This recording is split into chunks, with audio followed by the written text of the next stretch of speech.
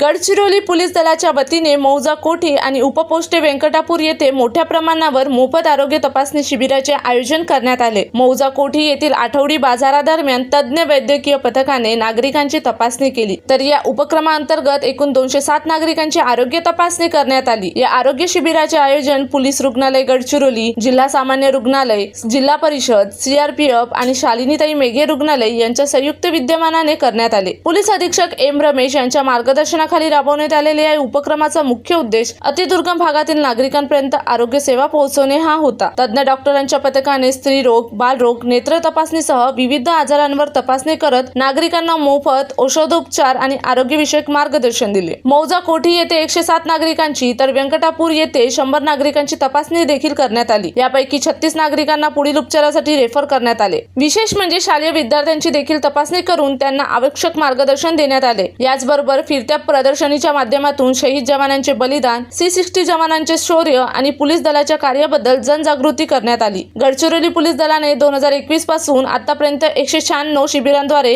42,000हून अधिक नागरिकांची तपासणी केली आहे। तसेच रक्तदान शिबिरांमधून 4,361 युनिट रक्त संकलन आणि ऑपरेशन रोशनी अंतर्गत हजारो नागरिकांची नेत्र तपासणी करून 1,412 मोतीबिंदू शस्त्रक्रिया यशस्वीरित्या पार पाडण्यात आल्या आहे। आरोग्य सेवा ही प्रत्येक नागरिकांचा हक्क आहे आणि ती दुर्गम भागापर्यंत पोहोचवणे हीच आमची जबाबदारी आहे, असा संदेश या उपक्रमातून देण्यात आलाय।